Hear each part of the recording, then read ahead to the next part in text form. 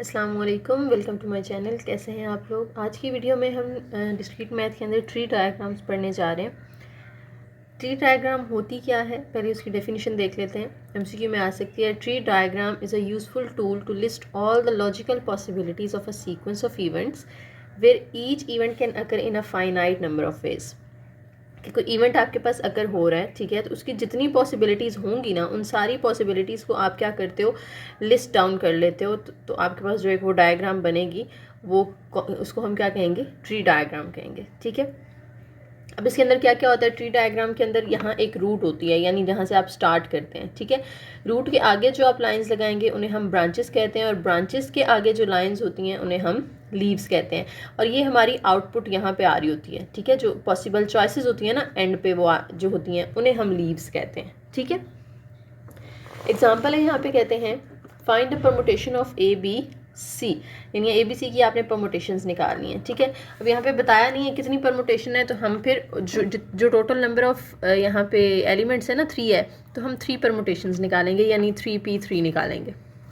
जब आप 3p3 calculate करते हैं, कैलकुलेट तो आपको करना आता है, तो आंसर क्या आ रहा है, 6 आ रहा है, यानी 6 पॉसिबल यहाँ पे चॉइसेस होंगी आपके पास। अब उन्हीं 6 पॉसिबल चॉइसेस को ना आपने ट्री डायग्राम की फॉर्म में रिप्रेजेंट करना है। ठीक है। तो देखें हमारे पास 3 एलिमेंट्स हैं ना, ए बी और सी। अब एक हमारी यहाँ पे रूट होती है, जिसे हम यहाँ जहाँ से हम उसको स्टार्ट करेंगे। ठीक है। ये हम 3 ब्रांचेस बनाएंगे और तीनों एलिमेंट्स यहाँ पे लिख लेंगे ए बी सी। ठीक है। ये आप काम पेंट पे भी कर सकते हो और ये MS वर्ड के अंदर भी हो जाता है इजीली। अब ए के आगे ना मज़ीद आपने जो है वो 2 ब्रांचेस बना लेनी है, बी के आगे भी मज़ीद 2 ब्रांचेस बना लेनी है, और सी के आगे भी 2 ब्रांचेस बना लेनी है। ठीक है। अब यहाँ पे आपने ए लिखा है ना, तो नेक्स्ट बी और सी लिख लें। यहाँ पे बी लिखा है तो ए और सी लिख लें। ठीक है।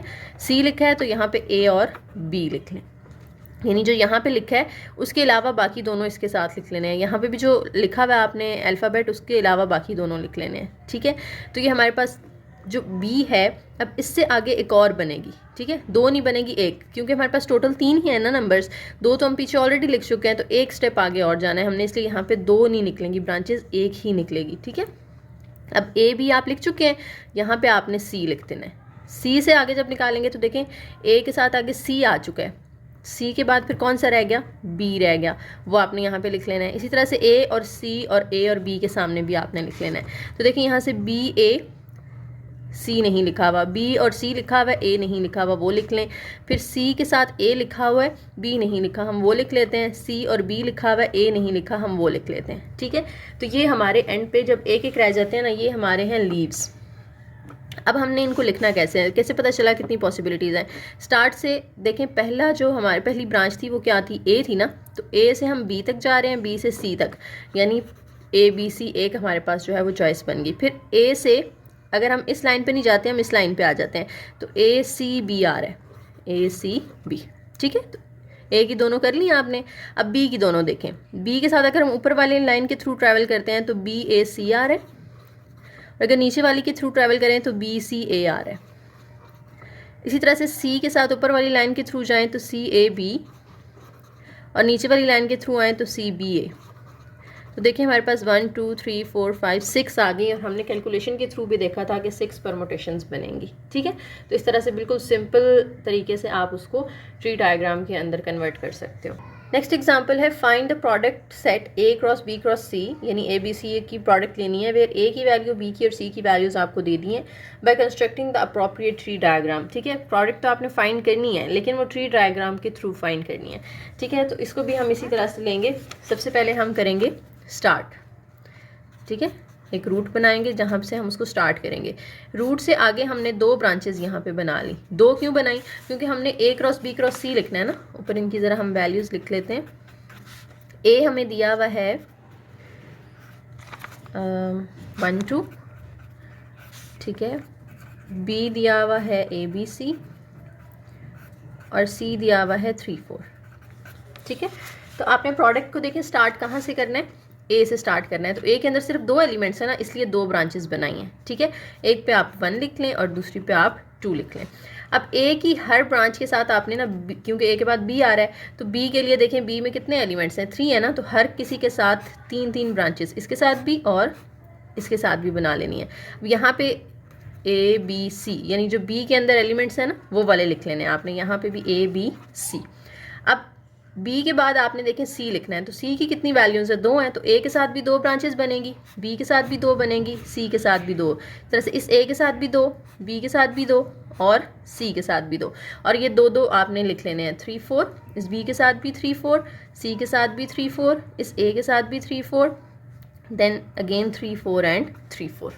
ठीक है, ये आपका ट्री डायग्राम पूरा हो गया, क्योंकि सी के बाद और कुछ है नहीं जो हमने यहाँ पे ड्रॉ करना है। तो अब हम अपनी जो है वो चॉइसेस यहाँ पे लिस्ट कर लेते हैं सामने। ठीक है, आप लोग पेपर में यूँ नीचे कॉमर्स लगा के ब्रैकेट्स के अंदर लिखते जाइएगा। तो सबसे पहले, क्योंकि प्रोडक्ट जो है ना वो हम इस तरह से ब्रैकेट के अंदर लिखते होते हैं।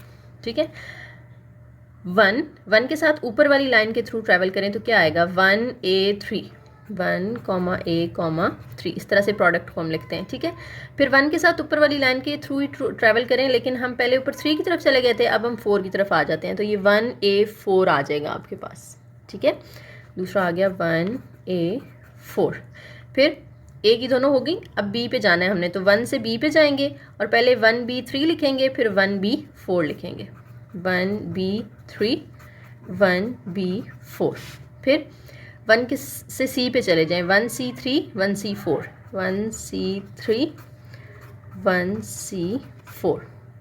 उसके बाद आप अब 1 के सारे आपने कर लिए, इस तरह से 2 के साथ बारी बारी सबको करना है, 2 A 3, 2 A 4, 2 B 3, 2 B 4, 2 C 3, 2 C 4, वो भी इस तरह से आपने लिख लेने हैं, तो वो सारी आपकी पॉसिबल चॉइसेस आ जाएंगी। ठीक है, नेक्स्ट हमारे पास है team A and B play in a tournament, the team that first wins 2 games wins the tournament. यानी दोनों टूर्नामेंट खेल रही हैं टीम्स, और जो टीम पहले 2 मैचेस जीत जाती है ना, कंसेक्यूटिव 2 मैचेस वो जीत जाती है, ठीक है, तो वो जीत जाएगी, वो ओवरऑल जो है वो टूर्नामेंट जीत जाएगी। Find the number of possible ways in which the tournament can occur. इसमें भी आपने ट्री डायग्राम के थ्रू जो है वो करना है, पेपर में ना आपको बताया जाएगा, यहाँ पे तो स्टेटमेंट में नहीं लिखा हुआ, लेकिन ये इस टॉपिक के अंदर हम पढ़ रहे हैं इसलिए अंडरस्टूड है कि आपने ट्री डायग्राम के थ्रू इसको सॉल्व करना है, लेकिन पेपर में आपको बताया जाएगा कि आपने ट्री डायग्राम के थ्रू जो है वो अपनी रिजल्ट बताना है। ठीक है, अब देखें, यहाँ से आप पहले करेंगे स्टार्ट,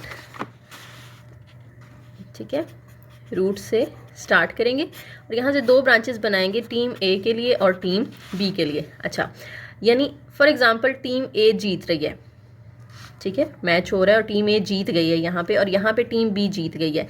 अच्छा, अगर फिर दूसरा मैच होता है, उसके अंदर 2 पॉसिबिलिटीज़ हैं, या तो टीम ए जीत जाएगी दोबारा, या फिर टीम हो सकता है बी वाली जीत जाए। ठीक है, अब ए जीती और यहाँ पे भी ए जीत गई, तो यहाँ से आगे टूर्नामेंट कंटिन्यू नहीं होगा, क्योंकि हमने कहा है कि अगर वो 2 गेम्स जीत जाती है, इसका मतलब है कि मैच ख़त्म हो गया, अब आगे मैचेस नहीं होंगे, टूर्नामेंट एंड हो जाएगा, ए ने टूर्नामेंट जीत लिया।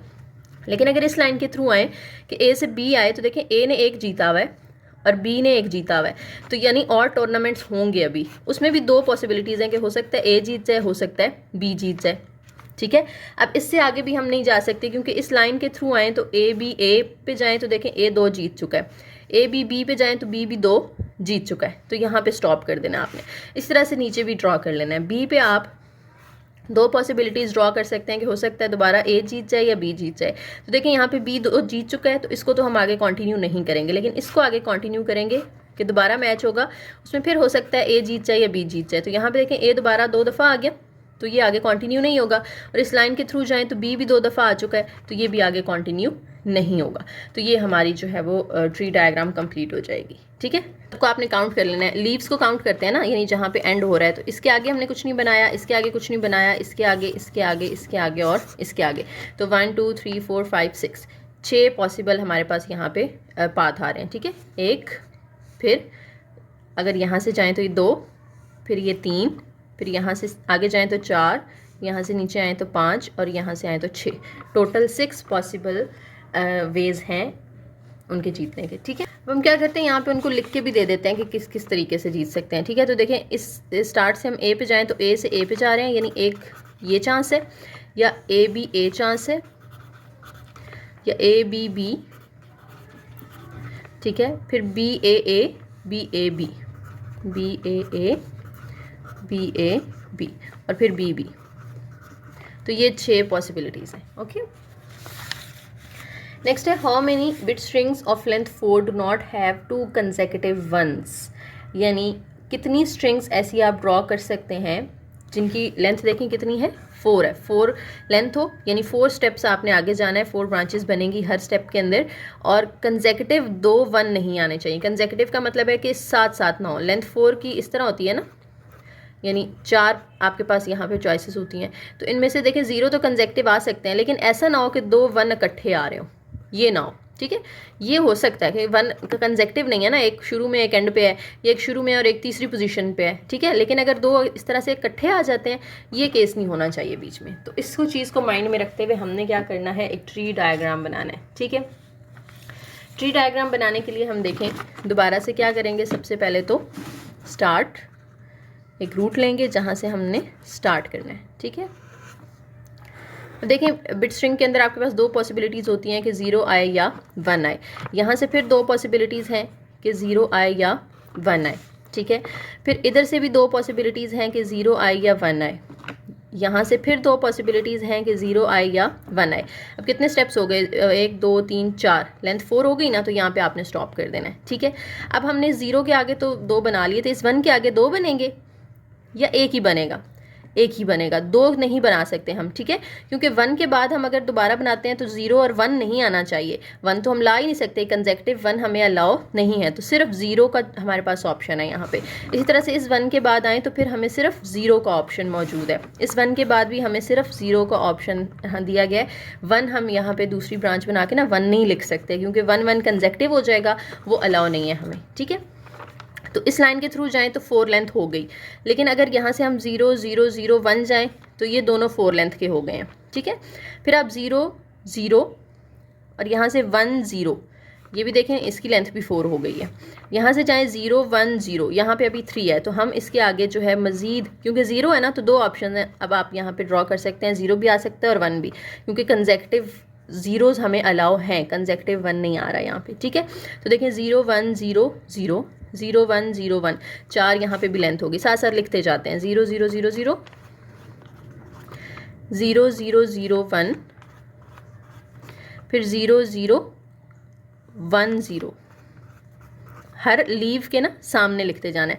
अगर इधर से नहीं समझ आता तो हर लीव के पीछे आते जाएं, वहाँ से भी पता चल जाएगा आपको। जैसे इससे मैं, अगर मुझे यहाँ से नहीं पता चल रहा कि मैंने अब उधर जाना है कि उधर जाना है, आप हर लीव को देखें, ये लीव है, इससे पीछे आएँ, 0 0 1 0 और उल्टा लिख लें 0 0 1 0, तो देखें लेंथ 4 पूरी हो जाएगी। 1 0 1 0 1 0 1 0, उल्टा आ रहे हैं तो लिखना भी उस साइड से है फिर आपने, ठीक है।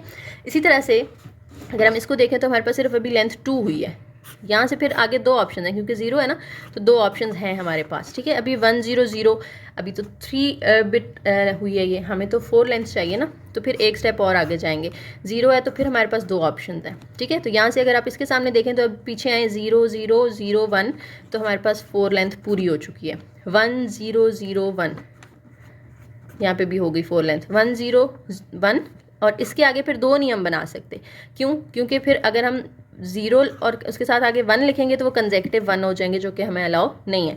तो बस ये 0 एक सिंगल इसके सामने ब्रांच आएगी और वो 0 1 0 1, देखें ये हमारे पास 4 लेंथ आ गई, ठीक है। तो कितने बने, 1 2 3 4 5 6 7 8 वेज है हमारे पास जिसमें हम लेंथ 4 की स्ट्रिंग्स बना सकते हैं जिसके अंदर कंसेक्यूटिव 1s नहीं आते।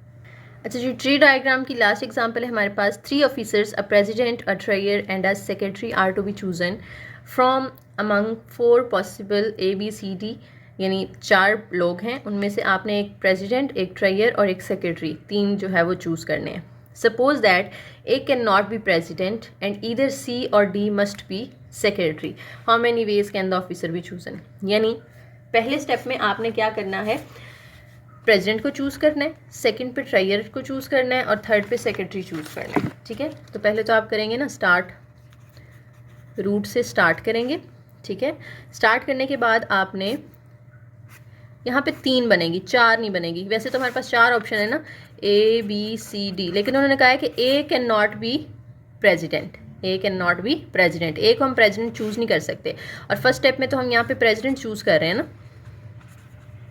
यहाँ पे हम प्रेसिडेंट चूज़ कर रहे हैं, तो फिर हम 3 ही ऑप्शंस यहाँ पे यूज़ कर सकते हैं, B C और D, ठीक है। ए को हम प्रेसिडेंट लेवल पे यूज़ नहीं करेंगे। उसके बाद हमने जाना है प्रेसिडेंट के बाद ट्रेयर के लेवल पे, ठीक है।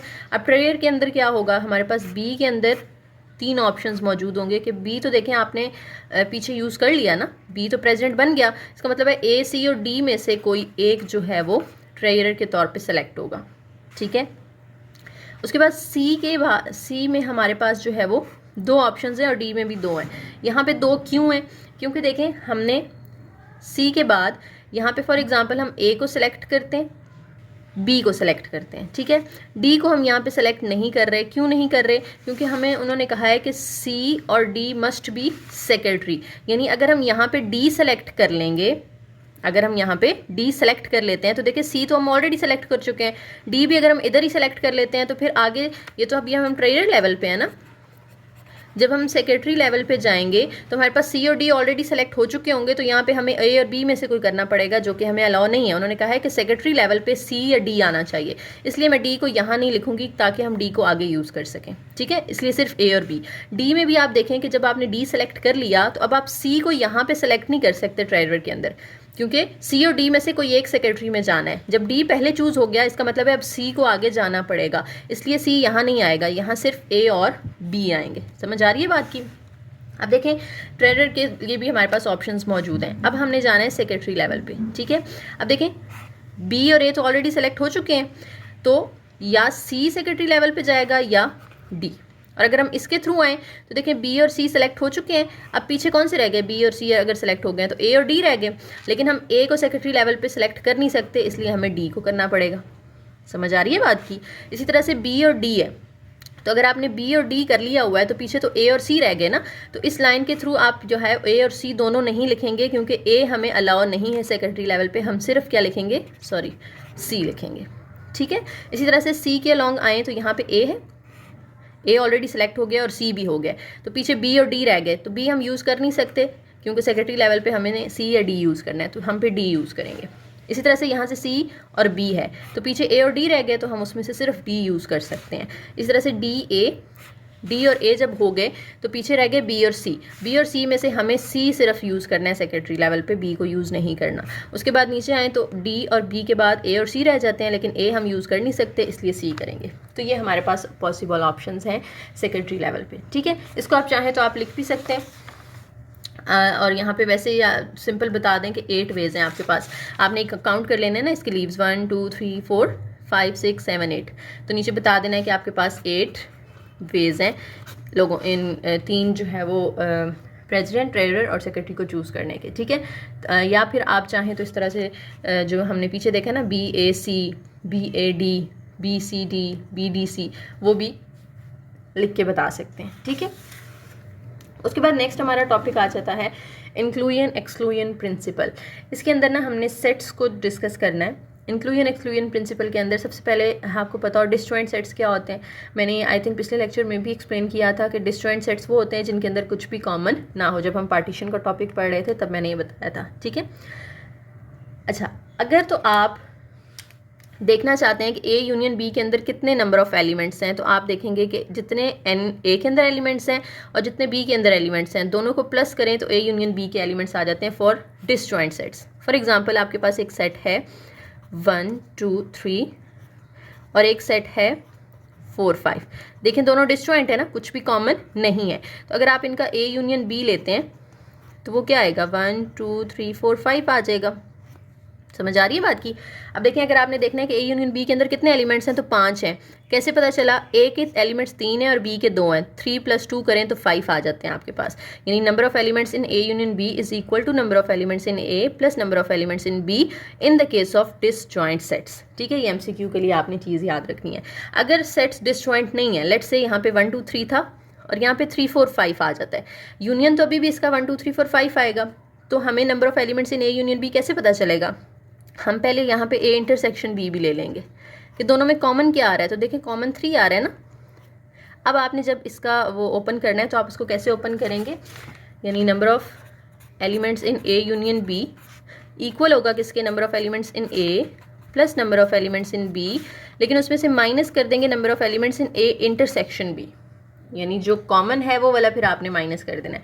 तो ए यूनियन बी के अंदर देखिए हमारे पास यहाँ पे वैसे तो 5 है ना, लेकिन अगर हम इनको सिर्फ प्लस करते 3 और 3 वो तो 6 हो जाते, इसलिए फिर हमने ये जो 1 इंटरसेक्शन वाला है उसको माइनस करना है। ए के अंदर भी 3 है, बी के अंदर भी 3 है और इंटरसेक्शन में हमारे पास एक एलिमेंट आया हुआ है, तो 3 + 3 6 - 1 करें तो 5, और देखें 5 ही है हमारे पास यूनियन के अंदर। ठीक है, तो अगर डिसजॉइंट सेट्स हों तो सिंपली ए और बी के नंबर ऑफ एलिमेंट्स को ऐड कर दें, लेकिन अगर डिसजॉइंट सेट्स ना हो, कुछ कॉमन आ रहा है उनमें, ओवरलैपिंग सेट्स हैं, तो फिर आपने उसमें से n of A intersection B को माइनस भी करना होता है।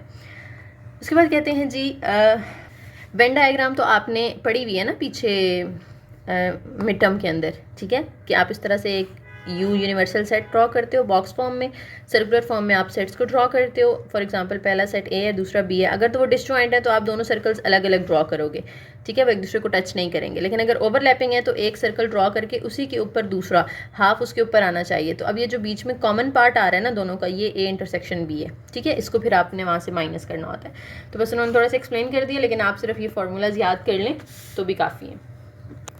उसके बाद एग्जाम्पल है हमारे पास, कहते हैं there are 15 girls students and 25 boys students in a class, how many students are in total. Girls 15 हैं और बॉयज़ जो हैं वो 25 हैं। तो बड़ा सिंपल सा है, आपने क्या करना है, number of students who are girls कितने हैं, 15, हाँ जी, और number of students who are boys are 25। तो टोटल के क्या होगा, यानी गर्ल्स और बॉयज़ का यूनियन ले लें, सबको अगर इकट्ठा काउंट करते हैं तो हम फिर कैसे करेंगे, एन ऑफ जी में प्लस कर देंगे एन ऑफ बी को, क्योंकि ये ओवरलैपिंग नहीं है ना, डिसजॉइंट्स हैं, ठीक है, गर्ल्स का सेट अलग है, बॉयज़ का सेट अलग है। तो 15 और 25 को आप प्लस कर दें तो हमारे पास ये आ जाएगा जी 40 स्टूडेंट्स, ठीक है। नेक्स्ट है, अमंग 200 पीपल 150 ईदर स्विम और जॉग और both, 85 swim, 60 swim and jog, how many jog. अच्छा, ये बड़े ध्यान से समझ लेंगे, इस तरह की 3-4 एग्जांपल्स जो है ना वो प्रैक्टिस कर लेनी है आपने, एक आध शायद आगे भी आएगी। कहते हैं अमंग 200 पीपल, यानी टोटल लोग कितने हैं, 200। तो जो यूनिवर्सल सेट होगा ना एन ऑफ यू यानी टोटल, ठीक है, वो आपके पास कितना है, 200।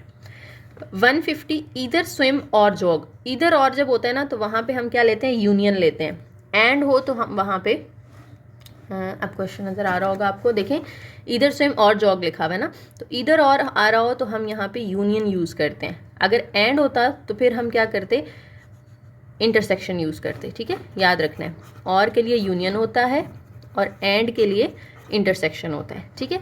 यहाँ पे और है ना, स्विम और जॉग, स्विम वाले को लेट से हम एस कह देते हैं, जॉग वाले को हम जे कह देते हैं, तो दोनों का यूनियन लें तो उसमें कितने बंदे आ जाते हैं, 150 पीपल। 85 स्विम करते हैं, यानी एन ऑफ एस जो है, क्योंकि हम स्विम को एस से रिप्रेजेंट कर रहे हैं, वो 85 है। 60 स्विम एंड जॉग, एंड आ गया तो अब इंटरसेक्शन करना है ना, स्विम एंड जॉग, इसमें कितने लोग हैं हमारे पास, 60 हैं। कहते हैं हाउ मैनी जॉग, यानी एन ऑफ जे, जॉगिंग कितने करते हैं वो आपने फाइंड करने हैं, ठीक है। तो ये सारा डाटा हमने अपने सामने लिख लिया।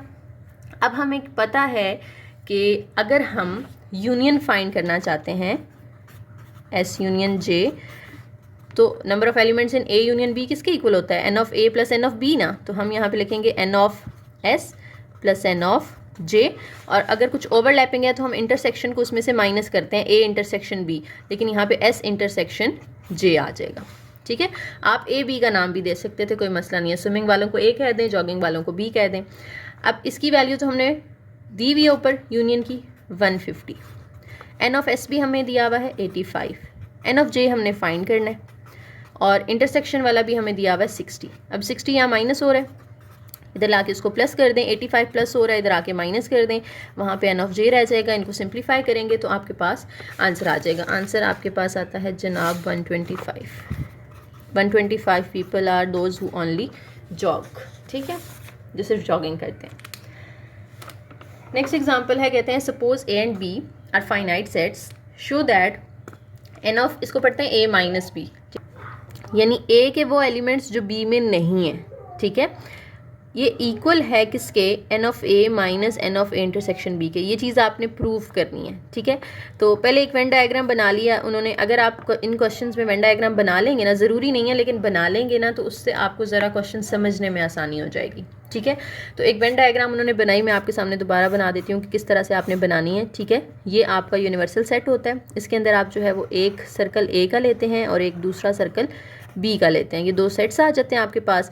अब देखें, ये जो कॉमन पार्ट है ये तो आपको पता है ना, ए इंटरसेक्शन बी है कि दोनों में कॉमन आ रहा है, ठीक है। अब ये वाला जो हिस्सा है ना, सिर्फ ये वाला, अगर मैं शेड करके आपको दिखाऊं, सिर्फ ये वाला, ये वो है कि जिसमें ए के एलिमेंट्स, वो एलिमेंट्स आ रहे हैं जो बी में नहीं है, ठीक है। जैसे ये पीछे वाली एग्जांपल देख लें, 1 2 3 और एक और हमने ली 3 4 5, ठीक है। अगर हम इस डायग्राम के अंदर अपने एलिमेंट्स रखें ना, हम जो मिड टर्म में भी काम करते रहे हैं, 1 और 2 हम इधर रखेंगे, 3 हम यहाँ रखेंगे बीच में क्योंकि 3 दोनों में आ रहा है, और 4 और 5 हम इधर रखेंगे। तो हम ए के वो एलिमेंट्स ले रहे हैं 1 और 2 जो इसमें नहीं है, बी के अंदर नहीं है। 3 बी के अंदर है, इसलिए हम 3 नहीं ले रहे। समझ आ रही है? तो ये जो पार्ट है ना, उसको हम a/b लिख लें या a-b लिख लें, दोनों एक ही बात है, ठीक है। तो इसी तरह से अगर आप ये इस चीज़ की बात करें जो मैंने शेड नहीं किया, अगर मैं यहाँ से शेड करूँ ये वाली चीज़, इस इंटरसेक्शन के उधर वाली चीज़, तो वो किसके इक्वल होगी, बी के वो एलिमेंट्स जो ए में नहीं है, ये जिसको हम b-a भी कह सकते हैं, ठीक है।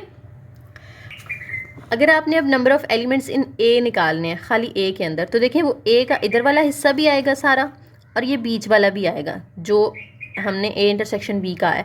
क्यों? क्योंकि ये भी तो ए के अंदर आ रहा है ना हिस्सा, ठीक है। तो आप जब एन ऑफ ए लिखेंगे तो आप कैसे लिखेंगे, इधर वाला हिस्सा यानी a/b या a-b, N of a/b plus ये वाला हिस्सा जो कॉमन वाला था, वो क्या था, n of A intersection B, ठीक है। अब अगर आपने एन ऑफ a/b फाइंड करना है तो ये जो इधर प्लस हो रही है चीज़, ये इधर आके क्या हो जाएगी, माइनस हो जाएगी। यानी एन ऑफ a-b इक्वल हो जाएगा किसके, n of A minus n of A intersection B. तो यही चीज़ हमने प्रूफ करनी थी और वो आपने प्रूफ कर दी, ठीक है। उसके बाद देखिए हमारे पास एक रिमार्क है कि अगर आपने एन ऑफ ए कॉम्प्लीमेंट निकालना है तो वो इक्वल होता है एन ऑफ यू माइनस ए, क्योंकि ए कॉम्प्लीमेंट हम किसको कहते हैं, अगर हम सिंपल सेट्स की फॉर्म में बात करें तो ए का कॉम्प्लीमेंट जो है वो किसके इक्वल होता है, यू माइनस ए के इक्वल होता है ना। तो n of A complement equal होगा n of U minus A, ठीक है। और u माइनस ए कैसे निकलेगा, जैसे हमने ऊपर a माइनस बी निकाला, हमने a माइनस बी निकालना था तो हमने क्या किया, पहले ये यानी a वाली चीज़ आ गई और फिर a और b का इंटरसेक्शन ले लिया, ठीक है। इसी तरह से अगर एन ऑफ यू माइनस ए निकालना है तो पहले ये u वाली चीज़ आ जाएगी और माइनस के बाद फिर u और a का इंटरसेक्शन आ जाएगा, ठीक है। तो हम ये जो हमने पीछे अभी प्रूफ किया ना एग्जाम थ्योरम, उसको हम फिर आगे डिफरेंट सिचुएशंस के अंदर हर सेट के नाम के हिसाब से चेंज करते रहेंगे, ठीक है। ऊपर ए और बी की फॉर्म में हमने किया, यहाँ पे देखें यू और ए की फॉर्म में कर लिया हमने, तो हम डिफरेंट उसको आगे यूज़ करेंगे एग्जाम्पल्स के अंदर, ठीक है। कहते हैं let A and B subsets of U with n of A दिया हुआ है, एन ऑफ बी दिया हुआ है, एन ऑफ ए कॉम्प्लीमेंट दिया हुआ है और n of A intersection B दिया हुआ है। कहते हैं find n of A union B complement. देखिए ये चीज़ हमने फाइंड करनी है। पहले हम इसकी एक ना वेन डायग्राम बना लेते हैं। देखिए ये हमारे पास ए है और ये हमारे पास बी है और ये पूरा यू होता है, ठीक है। अब पहले अगर हम सिर्फ बी कॉम्प्लीमेंट निकालना चाहते हैं, हमने मिड टर्म में वेन डायग्राम्स बनाई है ना, वहाँ पे आपकी ये प्रैक्टिस हुई भी है सारी, ठीक है। कि अगर आप यू में से बी निकाल देते हो तो वो बी कॉम्प्लीमेंट आ जाता है। ये पूरा यू है, इसमें से ये बी वाला सर्कल निकाल दें तो ये जो पीछे चीज़ बचेगी ये किसका आंसर होगा, बी कॉम्प्लीमेंट का ना। यानी बी वाला कुछ भी शेड नहीं होगा, बी के अलावा बाकी सारा इधर वाला शेड हो जाएगा, ठीक है। अब इसका यूनियन लेना है आपने किसके साथ, ए के साथ। तो ये ए वाला तो ये पूरा सर्कल है ना, इसका यूनियन लें इस सारे शेडेड एरिया के साथ, तो फिर ये वाला हिस्सा भी शेड हो जाएगा क्योंकि ये ए के अंदर आ रहा है। तो ये फाइनल आपके पास डायग्राम बनेगी किसकी, इसकी ए यूनियन बी कॉम्प्लीमेंट की, ठीक है। और इसी को वो कह रहे हैं कि n of A union B complement जो है ना, इसको आप इक्वल रख सकते हो u माइनस बी माइनस ए के। क्यों? क्योंकि देखिए b के वो एलिमेंट्स आपने यहाँ पे छोड़े हुए हैं जो a में नहीं है, और उनको फिर आप u में से पूरे में से माइनस कर दो, यानी उनको छोड़ दो, बाकी सारे ले लो, तो वो यही बात बनती है ना कि u में से आपने b माइनस a को निकाल दिया हुआ है। तो आप इस चीज़ को इसमें कन्वर्ट करके अब इसके थ्रू सॉल्व करेंगे, क्योंकि ये चीज़ें फाइंड करना ज़्यादा ईजी है कि हमें यहाँ पे n ऑफ u फाइंड करना है, फिर n of b minus a find करना है। और b माइनस a कैसे फाइंड करते हैं, कैसे करते हैं, अभी हमने जो थ्योरम के अंदर पढ़ा था कि पहले ये वाली चीज़ आ जाएगी, ठीक है, n ऑफ b, और उससे माइनस फिर इन दोनों का इंटरसेक्शन आ जाएगा, n of b intersection a। तो ये चीज़ चाहिए और साथ में हमें n ऑफ u चाहिए। ये दो चीज़ें अगर होंगी तो हमारे पास इसका आंसर आ जाएगा। तो हम ये वाली चीज़ पहले फाइंड कर लेते हैं। देखिए n ऑफ b उन्होंने हमें दिया हुआ था, यहाँ पे n ऑफ b उन्होंने हमें दिया 15, तो हम यहाँ पे n ऑफ b की जगह पे क्या लिख देंगे 15, और n of b intersection a भी उन्होंने हमें दिया हुआ है 8, ठीक है। अब 15 माइनस 8 कर दें तो हमारे पास यहाँ पे इसका आंसर आ जाता है 7। और n ऑफ u कैसे आएगा, n ऑफ u उन्होंने हमें ऊपर नहीं दिया, ठीक है, तो आपने खुद यहाँ से फाइंड करना है n of u।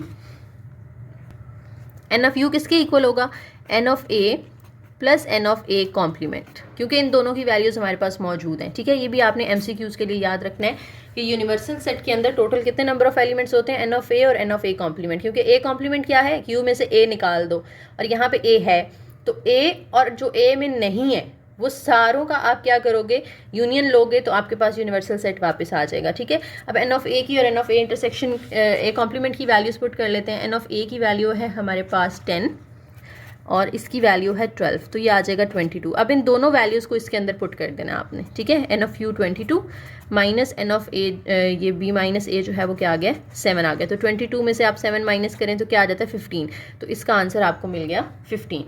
Next example में कहते हैं let a and b are subsets of u with n of u, n of a, n of b and n of a union b whole complement. यहाँ पे whole complement है, पीछे example में सिर्फ b का था। Find n of a intersection b, आपने n of a intersection b जो है वो फाइंड करना है, ठीक है।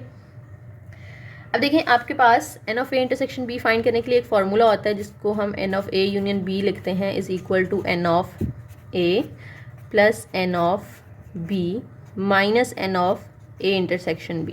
यहाँ पे अगर आप इन तीनों की वैल्यूज़ पुट कर देंगे तो आपके पास ये चीज़ आ जाएगी, और ये हमने फाइंड करनी है ना, ठीक है। तो n ऑफ a देखें हमारे पास है, n ऑफ b भी हमारे पास है, n of a union b नहीं है, ठीक है, वो कैसे आएगा।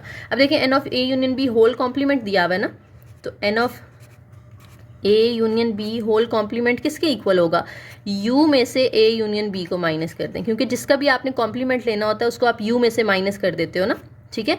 यहाँ पे आप n और n लिख लें। अब देखें इसकी वैल्यू है आपके पास 20, वो पुट कर दें, n ऑफ u की वैल्यू भी है 100, वो पुट कर दें, तो यहाँ से आपके पास यूनियन की वैल्यू आ जाएगी, ठीक है। 100 ये जो minus n of a union b है ये इधर आके प्लस हो जाएगा, 20 उधर जाके माइनस होगा, तो ये 80 आ जाएगा आपके पास। अब देखें a यूनियन b भी आ गया 80, n ऑफ a आपके पास 50 है, n ऑफ b आपके पास 60 है, तो ये चीज़ आप यहाँ से इजीली फाइंड कर सकते हो, ठीक है। देखें n of a union b की वैल्यू पुट करें जो आपने अभी निकाली है यहाँ पे 80 is equal to n of a आपको दिया हुआ है 50, n ऑफ b आपको दिया हुआ है 60 और n of a intersection b आपने फाइंड करना है, ठीक है। अब ये माइनस वाली चीज़ इधर आके प्लस हो जाएगी, a इंटरसेक्शन b वहाँ पे 50 प्लस 60 है और 80 उधर जाके माइनस हो जाएगा, ठीक है। ये आ जाएगा 110 माइनस 80, तो आंसर आपके पास 30 आ जाएगा, ठीक है जी। नेक्स्ट एग्जाम्पल है, कहते हैं suppose 18 people read English newspaper और उर्दू न्यूज़पेपर और बोथ, यानी 18 लोग जो हैं वो इंग्लिश उर्दू या दोनों पढ़ते हैं। तो जहाँ पे और आ रहा होता है वहाँ पे हम यूनियन लेते हैं ना, यानी n ऑफ, यहाँ पे e और u उन्होंने खुद ही नाम दे दिया, ये u यूनिवर्सल वाला नहीं है, ये उर्दू के लिए उन्होंने u रखा है, ठीक है। यानी e यूनियन u जो है वो आपको उन्होंने यहाँ पे कितना दे दिया, 18 लोग पढ़ते हैं, ठीक है। 5 पीपल रीड ओनली इंग्लिश, यानी n ऑफ e जो है वो क्या है 5 है। 7 रीड बोथ, दोनों पढ़ते हैं, यानी e भी पढ़ते हैं एंड u भी पढ़ते हैं, इंग्लिश और उर्दू दोनों पढ़ते हैं। तो फिर दोनों के लिए हम एंड के लिए हम क्या करते हैं, इंटरसेक्शन लेते हैं ना, वो हमें 7 दे दिया गया। कहते हैं find the number r of the people who read only Urdu, यानी जो सिर्फ उर्दू पढ़ते हैं वो आपने फाइंड करना है, इसको r से उन्होंने रिप्रेजेंट कर दिया है, ठीक है। अब देखें वही कॉन्सेप्ट जो हमने पीछे अभी देखा है कि अगर e और u ओवरलैपिंग बनाएं तो दरमियान वाला तो उनका इंटरसेक्शन आ जाएगा।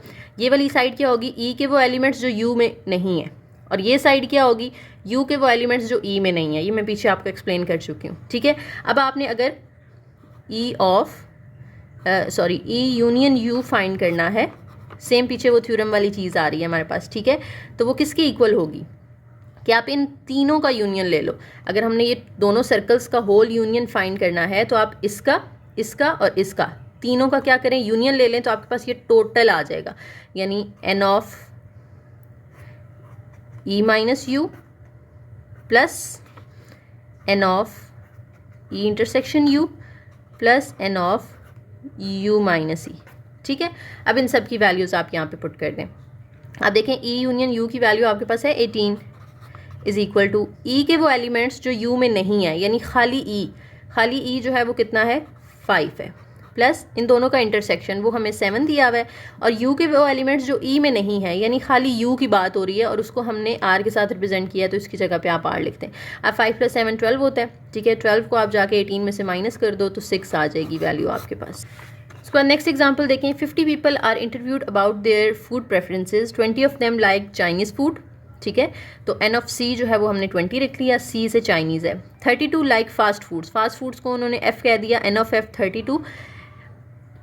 12 like neither Chinese nor fast, यानी ना तो वो चाइनीज़ पसंद करते हैं ना ही वो फास्ट फूड पसंद करते हैं। तो उसके लिए आप क्या करोगे, चाइनीज़ और फास्ट फूड का यूनियन लोगे, तो ये वो लोग हैं जो दोनों पसंद करते हैं, और अगर इसका कॉम्प्लीमेंट लोगे तो वो लोग आ जाएंगे जो दोनों पसंद नहीं करते। तो n of C union F का होल कॉम्प्लीमेंट आ जाएगा, ठीक है। ये होल कॉम्प्लीमेंट है यहाँ पे। How many like Chinese but not fast food, यानी जो चाइनीज़ तो पसंद करते हैं लेकिन फास्ट फूड्स नहीं करते, यानी C के वो एलिमेंट निकालने हैं आपने जो F में ना हो, ये चीज़ आपने जो है वो फाइंड करनी है, ठीक है। उसके लिए हम क्या करेंगे, ये जो C union F whole complement है ना, पहले तो इसको ओपन करेंगे, यानी n of C union F whole complement. Whole complement का मतलब क्या है, U में से माइनस कर दें C यूनियन F को, ठीक है। यानी n ऑफ U में से माइनस कर देना है n of C union F को। देखें इस होल कॉम्प्लीमेंट की वैल्यू आपको उन्होंने दी हुई है, ऊपर कितनी दी हुई है 12, और n ऑफ U टोटल होता है, तो टोटल उन्होंने कहा है 50 लोग हैं, minus n of C union F, ठीक है। तो पहले तो आप इसकी यूनियन की वैल्यू निकालोगे ना, फिर बाद में आप C माइनस F की निकालोगे।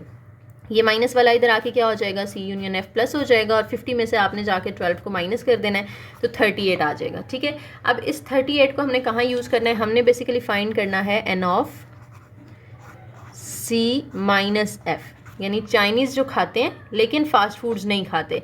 तो अगर आप देखो, अगर आप निकालना चाहते हो n of C union F, तो वो किसके इक्वल आएगा, दोनों का यूनियन किसके इक्वल आएगा, n of C plus n of F के इक्वल आएगा ना, यानी Chinese plus fast foods. n of A union B किसके इक्वल होता है, n of A plus n of B, ठीक है। अब n of C minus F का मतलब यही है ना कि n ऑफ C, यानी C के वो एलिमेंट्स जो F में नहीं है, तो इसका मतलब है सिर्फ C की बात हो रही है, ठीक है।